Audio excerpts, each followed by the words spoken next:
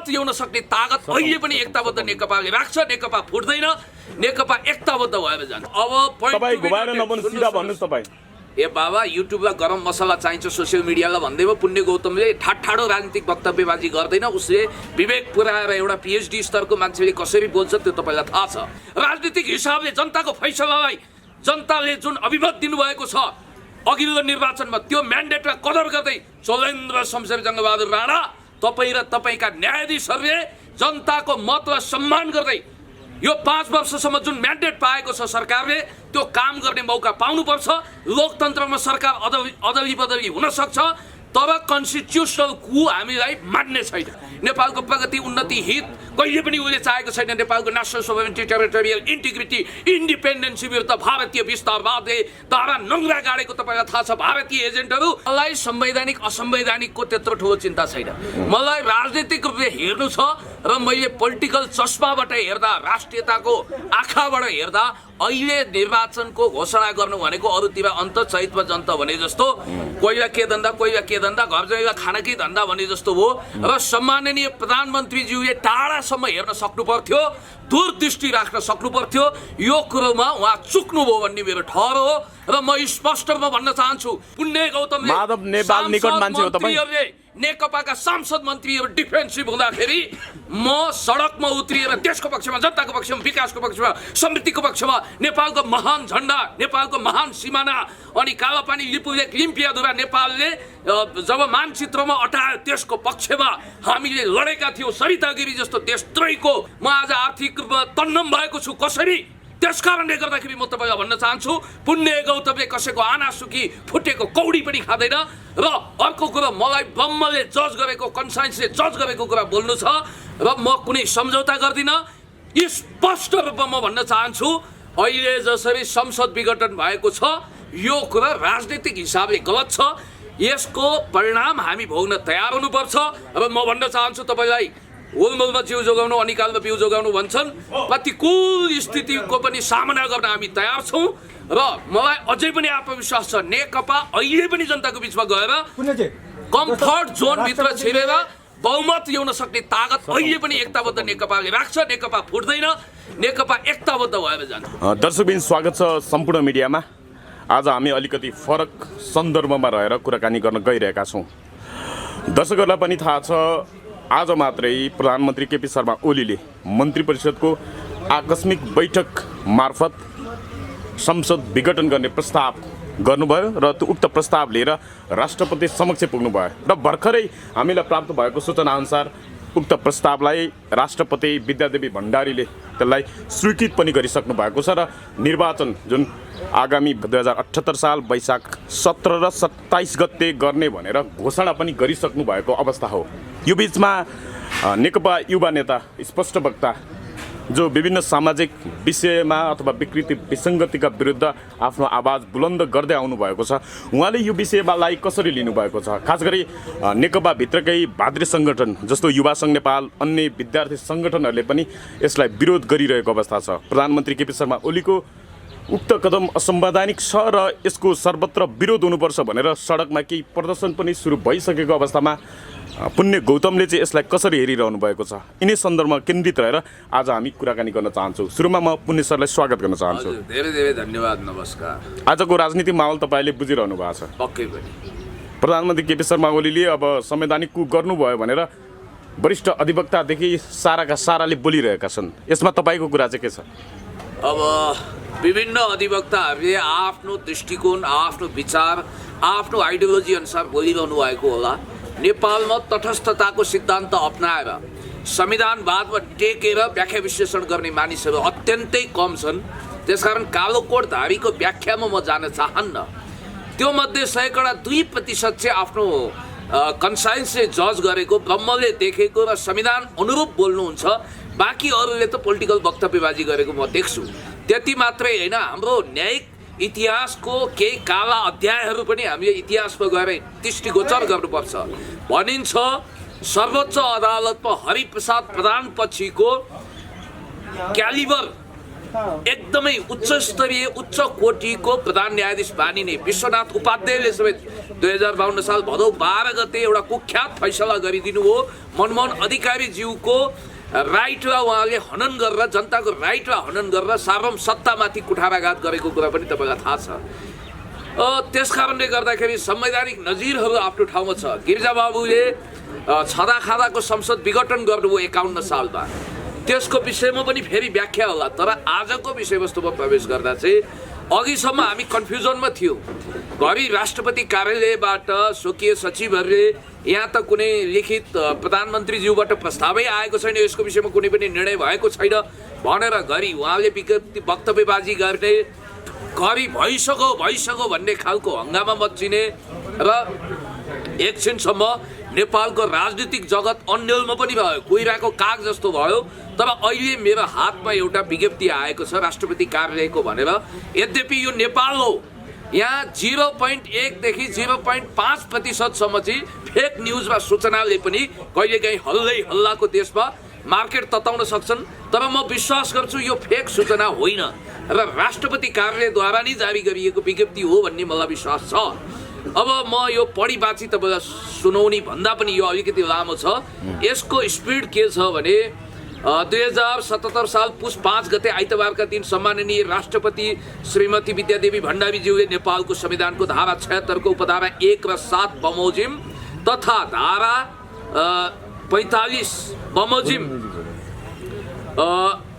संसदीय प्रणालीको आधारभूत मर्म एवं मूल्य मान्यता तथा हाम्रो आफ्नै संसदीय प्रणाली विभिन्न मुलुकहरूको अभ्यास बमोजिम सङ्घीय संसद वर्तमान प्रतिनिधि सभा 2078 साल वैशाख 17 गते पहिलो चरणमा र दोस्रो मिति 2078 साल वैशाख 27 गते चुनाव सम्पन्न गर्ने गरी प्रतिनिधि सभाको निर्वाचन सम्पन्न गर्ने गरी निर्वाचनको मिति तोक्न नेपाल सरकार प्रतिनिधि मन्त्री परिषदको बैठकबाट निर्णय भई। यो आँखाले धोका दिन थाल्यो है। होइन तैपनि तपाईँले आशय त बुझ्नुभयो नि, स्वीकृत गर्नुभयो भन्ने बुझ्नुभयो नि। तपाईँको मत के हो यसमा हामी जान्न चाहन्छौँ। भनाइको मतलब के हो भने राष्ट्रपति ज्यूको कार्यालयबाट जारी गरिएको यो सूचनालाई अथेन्टिक मान्ने हो भने मान्नु पर्यो नि। अब त कहाँ मान्ने हो भने होइन, अथेन्टिक मान्ने हो भने महामहिम राष्ट्रपतिज्यूले जुन ढङ्गले प्रधानमन्त्रीज्यूको सिफारिसलाई अनुमोदन गर्नुभयो, सामान्यतया संवैधानिकमा प्रधानमन्त्रीले कार्यकारी अधिकार प्रधानमन्त्रीमा हुन्छ। प्रधानमन्त्रीले गरेका सिफारिसहरू मन्त्री परिषदको सिफारिसलाई उल्टाउने अधिकार राष्ट्रपतिलाई हुँदैन। तर राष्ट्रपति महोदयले आफ्नो विवेकको प्रयोग गरेर केही दिनसम्म यसलाई पेन्डिङमा राख्न सक्ने, छलफलमा लान सक्ने अथवा अरू कुनै बाटो विधिबाट समाधान खोज्न सक्ने केही गुन्जाइस थियो कि त्यो गुन्जाइसमा टेकिएन कि त्यो गुन्जाइसलाई प्रयोग गरिएन कि भन्ने कुरा पनि छ। यसमा पनि बेनिफिट अफ डाउट दिन सकिन्छ। संवैधानिक हिसाबले सम्माननीय प्रधानमन्त्री घुमाएर नभन्नु होला नि, सिधै भन्नु होला। प्रधानमन्त्रीले जसरी यो संविधानमा टेकेर भन्ने हो भने प्रधानमन्त्रीले संसद विघटन गर्ने अधिकार छैन। तीनवटा कारण छ जुन बेला संसद विघटन गर्न त्यो परिस्थिति सिर्जना हुन्छ। एउटा त कुनै व्यक्ति प्रधानमन्त्री हुन चाहन्छ, उसले बहुमत प्राप्त गर्न नसकेको अवस्थामा अथवा मिलिजुली सरकार गठन नभएको अवस्थामा अथवा कुनै पनि विधेयकहरू जति पनि सरकारले ल्याएका विधेयकहरू पारित हुन नसकेको अवस्थामा अल्पमत मात्रै हुने पारित हुन सकेन भने त्यो अवस्था वास्तविक मत कति रहेछ त सरकारको भन्नको लागि त्यो स्थिति सिर्जना हुँदा मात्रै मध्यावधि निर्वाचनको लागि संसद विघटन गर्न सक्छ प्रधानमन्त्रीले। तर यो स्थिति होइन नि त। नेकपा फुटेको छ, अहिले फुटेको छैन। नेकपा आफै झन्डै 2/3 बहुमतको स्थिति हुँदाहुँदै प्रधानमन्त्रीले यो कदम चाल्नु त यो कुर्सी जोगाउने खेल मात्रै भएन। तपाईँ घुमाएर नभन्नु, सिधा भन्नुहोस्। तपाईँ ए बाबा युट्युबलाई गरम मसला चाहिन्छ सोसियल मिडियालाई भन्दैमा पुण्य गौतमले ठाडो राजनीतिक वक्तव्यबाजी गर्दैन। उसले विवेक पुऱ्याएर एउटा PhD स्तरको मान्छेले कसरी बोल्छ त्यो तपाईँलाई थाहा छ। र मैले तपाईँलाई यति कुरा स्पष्ट भनौँ कि सडकमा प्रधानमन्त्री कदम संवैधानिक छ कि असंवैधानिक छ यति भनिदिनुहोस्। अब तपाईँको धेरै संविधान त प्रधानमन्त्रीले आफ्नो अधिकार प्रयोग गर्न पाउनु होइन। यो संविधानले प्रधानमन्त्रीलाई सुन्नु भङ्ग गर्ने अधिकार दिएको छैन भनिरहेको छ, सबैले भनिरहेको छ। संविधान भन्दा माथि राजनीति हुन सक्छ कहिलेकाहीँ, किनभने जनताको फैसलालाई जनताको अदालतलाई सर्वस्वीकार्य मान्नुपर्छ।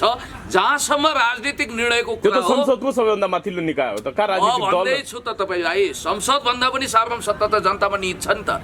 जहाँसम्म यो कम्फर्ट जोनमा सम्माननीय प्रधानमन्त्री हुनुहुन्छ भनेर हामीले देखिरहेका छौँ। त्यस्तो कम्फर्ट जोन त्यहाँ छैन।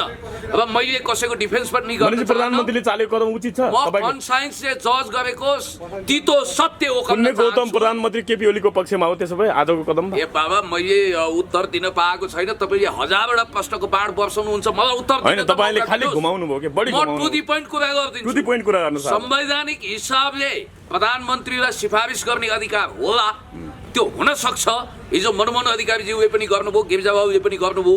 तर राजनीतिक हिसाबले अहिलेको बेला होइन, त्यो मनमोहन अधिकारी कुरा त तपाईँले 2047 सालको संविधानमा त्यो बेला त त्यो भङ्ग गर्ने अधिकार थियो। काट्नु न चटचटी। म भन्दैछु राजनीतिक हिसाबले सही भएन। सम्माननीय प्रधानमन्त्रीज्यूले जे गर्नु, प्रधानमन्त्री केपी शर्माले असंवैधानिक कदम चाल्नु भयो नि त। तपाईँको मत यो हो?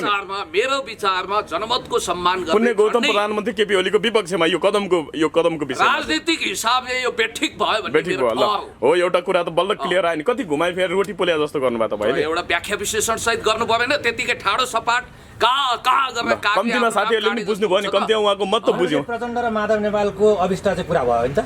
त्यसरी हेर्नु हुँदैन। हामीले हेर्ने कुरा हेर्नुहोस्। अझ पनि म तपाईँलाई के भन्न चाहन्छु भने सम्मानित अदालतमा यो कुरा केसको रूपमा जाला, अथवा राष्ट्रपति कार्यालयबाट जुन सूचना जारी गर्यो त्यो सूचनाको आधारमा मात्रै अब चुनाव भयो। र 17 वैशाख 17 र 27 को लागि चुनाव हुने भयो।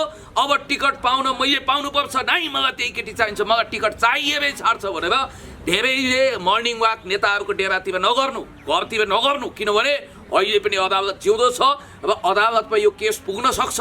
मैले त्यो सङ्केत पाएको छु। र सम्मानित अदालतले दुधको दुध पानीको पानी छुट्याउने गरी राजनीतिक हिसाबले जनताको फैसलालाई जनताले जुन अभिमत दिनुभएको छ अघिल्लो निर्वाचनमा, त्यो म्यान्डेटलाई कदर गर्दै चोलेन्द्र शमशेर जङ्गबहादुर राणा, तपाईँ र तपाईँका न्यायाधीशहरूले जनताको मतलाई सम्मान गर्दै यो 5 वर्षसम्म जुन म्यान्डेट पाएको छ सरकारले, त्यो काम गर्ने मौका पाउनुपर्छ।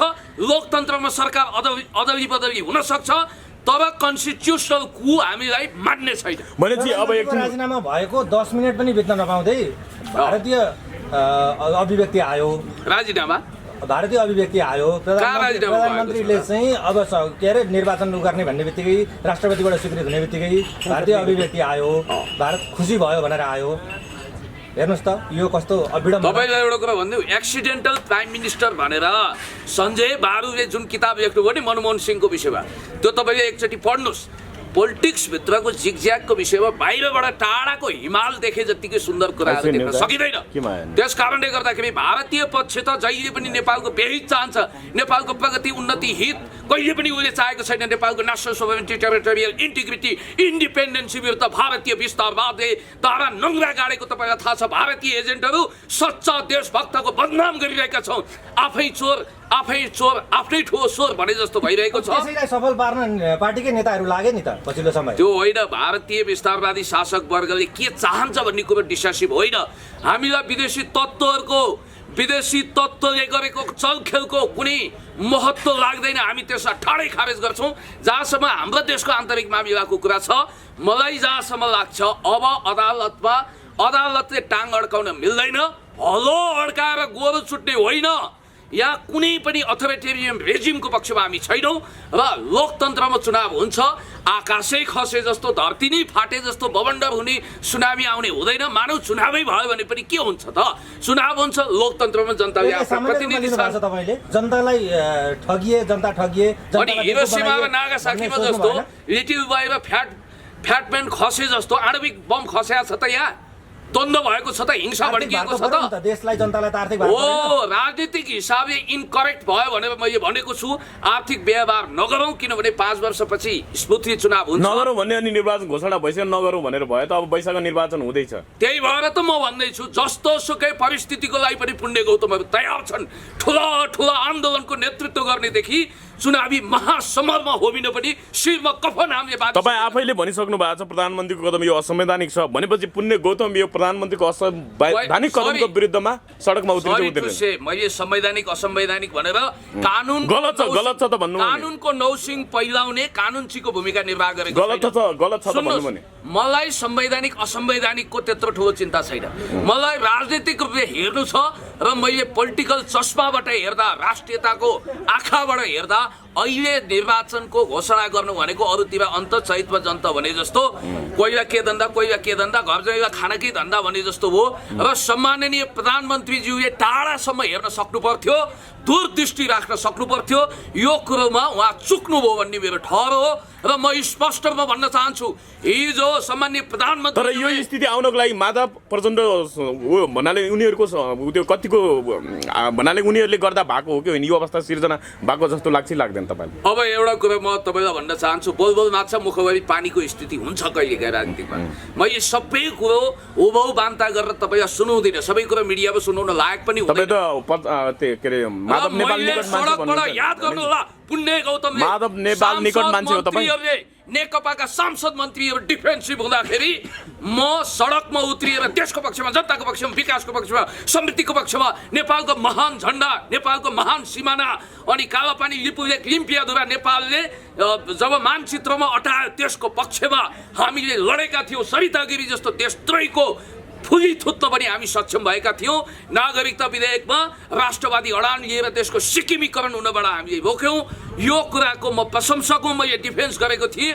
म आफै अलोकप्रिय हुने जोखिम मोलेर पनि मैले डिफेन्स गरेको थिएँ। तर हुटिट्याउले आकाश थामे जस्तो अथवा फिस्टाको तौलले बाँस नुगे जस्तो परिस्थिति बनाउनु हुँदैन। म अब एउटा कुरा तपाईँलाई स्पष्ट रूपमा भन्न चाहन्छु, म भनेको हिलोमा धुलोमा चटाइमा गुन्द्रीमा सडकमा हिँडिरहेको छु, आफ्नो इमानको कमाई खाइरहेको छु, ऋणमा चुर्गममा डुबेको छु, एउटा मध्यमवर्गीय मान्छे। म आज आर्थिक रूपमा तन्नम भएको छु। कसरी? त्यस कारणले गर्दाखेरि म तपाईँलाई भन्न चाहन्छु, पुण्य गौतमले कसैको आना सुकी फुटेको कौडी पनि खाँदैन। र अर्को कुरा, मलाई ब्रह्मले जज गरेको, कन्साइन्सले जज गरेको कुरा बोल्नु छ र म कुनै सम्झौता गर्दिनँ। स्पष्ट रूपमा म भन्न चाहन्छु, अहिले जसरी संसद विघटन भएको छ यो कुरा राजनीतिक हिसाबले गलत छ। यसको परिणाम हामी भोग्न तयार हुनुपर्छ। र म भन्न चाहन्छु तपाईँलाई, हुलमुलमा जिउ जोगाउनु अनिकालमा बिउ जोगाउनु भन्छन्, प्रतिकूल स्थितिको पनि सामना गर्न हामी तयार छौँ। र मलाई अझै पनि आत्मविश्वास छ, नेकपा अहिले पनि जनताको बिचमा गएर कम्फर्ट जोनभित्र छिरेर बहुमत ल्याउन सक्ने तागत अहिले पनि एकताबद्ध नेकपाले राख्छ। नेकपा फुट्दैन, नेकपा एकताबद्ध भएर जान्छ। सुन्नुहोस्, राष्ट्रपतिले विघटनको स्वीकृति गरिराख्दाखेरि सेनामा तरङ्ग आएको छ। पछिल्लो समय राजावादीलाई फाइदा पुग्ने देखियो नि त। अब हेर्नुहोस्, फिलोसोफिकली इनकरेक्ट टर्मिनोलोजी तपाईँ युज नगर्नुहोस्। राजावादी हुँदैन, याद गर्नु होला। राजतन्त्र हुन सक्छ, राजावाद हुँदैन। यो फिलोसफी छैन। राजतन्त्रवादी भन्नु पर्यो त्यसो भए हैन? ल राजतन्त्रवादी भने तपाईँ त्यसको भनिदिनु। अब यस्तो हो, त्यो डेट फिलोसफीमा जानु हुँदैन। डेट एक्सपायर दबाई खाइयो भने रोगी जिउलाई खतरकै पारेर समाप्त पार्छ। त्यस कारणले गर्दाखेरि बरु तपाईँको रोगी जिउ छ भने, लोकतन्त्रमा केही रोग व्याधि लागेको छ भने टुनामुना झाँक्री साक्री औषधि गर्नुहोस्। तर तपाईँले डेट एक्सपायर दबाई खानु भने तपाईँ खतरकै जानुहुन्छ। त्यस कारणले गर्दाखेरि म भन्न चाहन्छु, तरङ्गित हुनु त त्यसो भए तरङ्गित तपाईँ सेना हो र तपाईँ मानव सेनाकै प्रधान सेनापति जस्तै तपाईँले वक्तव्यबाजी गरिरहनु भएको छ। घाटे के भन्नु सेना के आयो? सेनाको कुरो आइसकेको छ। अहिले मिटिङ बसिरहेको छ, आकस्मिक बैठक बसिरहेको छ। बस्छ त, मिटिङ नबस्ने पनि होइन, यो परिस्थितिलाई कसरी ह्यान्डल गर्ने भन्ने कुरा चाहिँ एउटा कुरा के हो भने राजनीतिक विषयमा तरङ्गित हुने भन्दा पनि समीक्षा बैठक बस्छ। फेरि एउटा कुरा ख्याल गर्नु होला, नेपालको सेना भनेको पाकिस्तानको सेना जस्तो होइन। पु गर्दैन यसले कहिल्यै पनि लोकतन्त्रको मूल्य र मान्यताभन्दा बाहिर जाँदैन। र यसले देशभक्तिलाई प्रस्थान बिन्दु बनाएर अगाडि बढ्नुपर्छ, बढ्छ मेरो विश्वास हो। र अर्को कुरो म तपाईँलाई के भन्न चाहन्छु भने, अब यदि मलाई त अहिले पनि के लाग्छ भने 11th आवरमा अदालतले आफ्नो एउटा सही फैसला दिएर फेरि संसदलाई बिउताउनेछ र फेरि सरकारी प्रक्रिया, मानौ यही सरकार वा नयाँ सरकार गठन हुने प्रक्रिया सुरु हुनेछ। सर्वोच्च अदालतले त्यो भर्डिक्ट दिनेछ, त्यसको प्रतीक्षा गर्नुहोस्। मेरो विश्वास हो यदि त्यो भएन भने मुलुकमा कुनै आँधी तुफान सुनामी आउँदैन, निर्वाचनमा जान्छ। निर्वाचनमा जाँदाखेरि नेकपा आफ्नो एजेन्डा लिएर जान्छ र फेरि पनि थला परेको काङ्ग्रेसलाई राम्रै पराजयको स्वाद चखाउँदै नेकपाले जित्नेछ। तर यति धेरै ल्यान्डस्लाइड भिक्ट्री चाहिँ गर्ने छ कि छैन मलाई थाहा छैन। अब भनेपछि राजनीतिक कदम त गलत हुँदाहुँदै पनि तपाईँले त सामान्यीकरण गरिदिनु भयो। माधव नेपाल ओली भन्नाले प्रचण्ड पक्ष पनि यतिकै चुप लाएर त्यो निर्वाचन आउने निर्वाचन सहज तरिकाले स्वीकारेर त्यो जाला त के विकल्प छ? कस्ता कस्ता परिस्थितिको सामना गर्नुपर्छ राजनीति गर्ने मान्छेले। म त हिरासतमा हड्डी पसली भेटेर अब कियोसेरा 2 अपरेसनमा दे आर अलरेडी किल्ड भनेर हाम्रा साथीहरू मारिएको बेलामा यातना सहेर जीवनको दियो जलाएको अखण्ड दीप जलाएको मान्छे हुँ। नाफाको जीवन बाँचिरहेको छु। त्यस कारणले गर्दाखेरि हामी सुखमा उत्पात चुरीफुरी गर्ने ताईको फुरला जस्तो फुरुक फुरुक जुरुक जुरुक हुने र दुःखमा मरिच जस्तो स्याप्पै चाउरिने धोतीको जुम्रो टोपीमा पुगिसकेपछि उत्पात चोरीफुरी गर्ने अथवा वडा सदस्यमा जमानत जफत हुने हैसियत छ तैपनि राजनीतिक परिवर्तनको डिङ हाँक्ने टाइपको फजुल कुरा गर्दैनौँ। जुनेलो पड्के जस्तो पड्किँदैनौँ, चड्किँदैनौँ। सबैलाई एउटै हाँडीमा राखेर भुट्ने अथवा सबैलाई एउटै ढिकीमा राखेर कुट्ने काम गलतै भए पनि अब यो भन्दा पछाडि ब्याग हटेर अथवा अर्को त्यो निर्णय उल्ट्याउने खालको अथवा कुनै कदम हुन सक्दैन, यसलाई स्वीकारेर जानुपर्छ भन्ने मत होइन त तपाईँको? अब एउटा कुरा तपाईँलाई भन्न चाहन्छु, नव उदारवादको तारे भिरमा पुँजीवादको लौरो टेकेर लडखडाइरहेको नेपाली काङ्ग्रेसको निम्ति समाजवाद भनेको गगन थपा र विश्वप्रकाश शर्माको शिरबाट झरेको त्यो केस हो जो अब कहिल्यै उम्रिनेवाला छैन। खिर्राको बोटमा कहिल्यै जाइफल फल्दैन, पश्चिमबाट सूर्य उदाउँदैन। फेरि पनि नेकपा एउटा हिम्मत साहसका साथ निर्वाचनमा जान्छ, जनतालाई विश्वास हुने गरी आफ्ना आत्मालोचना पनि गरेर जान्छ। हाम्रा कमी कमजोरीको पनि निर्मम समीक्षा हुन्छ, पार्टी एकताबद्ध भएर जान्छ। यस्ता क्रान्तिकारी कदमहरूले त नेकपा खुइलिन्छ होला नि केको जित्नु? अरे बाबा, खुइलिने भुत्रिने आदि इत्यादि पानी जिम्लिएको छ। तपाईँ हतार नगर्नुहोस्, केही पनि हुनेवाला छैन। हामी कविहरूको हृदयले कविता फुराए जस्तै राजनीतिक कल्पनाशीलतामा बहकिनु हुँदैन। भावुकताको ढुङ्गा चढेर राजनीतिक सयर गर्न सकिँदैन। भावनाले देश हाँक्दैन, विचार र राजनीतिकले हो। र म एउटा कुरा के भन्न चाहन्छु भने नेकपालाई दण्डित गर्न जनताले चाह्यो भने विकल्प, चुत्थो विकल्प नेपाली काङ्ग्रेस बनेको छ। त्यो बाहेक अरू थर्ड फोर्स आउने सम्भावनै छैन। नेकपाले भिख दिएर एकजना लिङ्गदेन केटो कराउँदै थिए, अहिले स्वास्थ्य लाभको कामना गर्नुपर्ने स्थितिमा पुगेका छन्। बिचरा बिएमा पनि फेल भयो कि के गरे मलाई थाहा छैन, पढाइ लेखाइ पनि राम्रो रहन्छ केटाको। त्यस कारणले गर्दाखेरि म तपाईँलाई स्पष्ट रूपमा भन्न चाहन्छु कि नेकपा निर्वाचनबाट कहिले पनि पिठ्यौ फर्काएर पछाडि भाग्दैन। र यदि निर्वाचन हुने हो भने दुर्भाग्यपूर्ण र आपत्तिजनक स्थितिलाई पनि स्वीकार र कठिनभन्दा कठिन परिस्थितिलाई पनि स्वीकार र प्रतिकूलभन्दा प्रतिकूल स्थितिलाई पनि अनुकूलतामा फेरेर जनताको बिचमा गएर जनताको काखमा लुटपुटिएर माफी मागेर अनि जनतासँग माइबाप, जनतालाई माइबाप भगवान सम्झिएर जनता जनार्दन हुन् भनेर हामी जनताको बिचमा जानेछौँ। यदि पराजयको गोर्खे लौरी लगाउनु हो भने एक कार्यकाल चाख्न पनि तयार छौँ। तर मलाई आशा छ नेपाली काङ्ग्रेसले अरू 10 वर्ष सत्तामा ढिम्किने कुरा च्याउनै पर्दैन र नेकपाले आफ्नो स्थिर सरकार दिने कुरामा एकताबद्ध भएर जानेछ। तर म अहिले पनि तपाईँलाई भन्न चाहन्छु, राष्ट्रपति कार्यालयको यो जुन सिफारिस छ यसलाई अदालतले आफ्नो तरिकाले नयाँ ढङ्गले व्याख्या गरेर फेरि संसद बिउताएर 5 वर्षसम्म स्थिर सरकारको प्रक्रिया अगाडि बढाउने बाटो खुलाउनेछ। हस् पुण्यजी, यो महत्त्वपूर्ण विषय, यो तातो विषयमा आफ्ना कुरा राखिदिनु भयो, धेरै धेरै धन्यवाद। हजुर, धेरै धेरै धन्यवाद। कतिपय साथीहरूले शङ्का गर्नुभएछ, तपाईँहरू क्यामेरा अफ नगर्नु होला, एउटा जरुरी कुरा छुटेपछि पछुताउनु पर्ला। र म तपाईँलाई भन्न चाहन्छु, पुण्य गौतम टिकटको लोभमा बोल्ने मान्छे होइन। कुन टिकट, कस्तो टिकट भन्नु होला। सचिवमा लड्ने भन्ने छ तपाईँ? अर्को कुरा के भने पार्टीको त महाधिवेशनमा म एकदम स्वतः स्फूर्त रूपमा पार्टी सचिवको क्यान्डिडेट त हुने वीरको अगाडि बढिसक्यो। तर अर्को कुरा म तपाईँलाई भन्न चाहन्छु, संसदीय चुनावमा टिकटको मैले त एकदम फर्किनु पर्थ्यो। ओहो, चुनाव आउने हो, अब मैले पनि टिकट पाउने भएँ, म पनि वान अफ द क्यान्डिडेट। अब मेरो हातमा वैशाखपछि टिकट आउँछ, आउनुहोस् साथीहरू भनेर तपाईँहरूलाई पञ्चभोज खुवाउनु पर्ने हो मैले। तर म त्यसरी ताईको फुरला जस्तो फुरुक फुरुक हुन्न, जुरुक जुरुक हुन्न। मलाई त्यस्तो कुनै रत्योली मनाउनु पनि छैन, कुनै क्याबरे डान्स पनि गर्नु छैन। एउटा कुरा स्पष्ट भन्न चाहन्छु, लोकतन्त्र हो, यहाँ चुनाव पनि हुन्छ, ढिलो चाँडो होला। तर अहिले जो संसद विघटनको एउटा निर्णय भएको छ त्यो प्रियकर छैन। यो सच्याउन अदालत संवैधानिक हिसाबले तयार हुनुपर्छ। हस्, धन्यवाद। Thank you.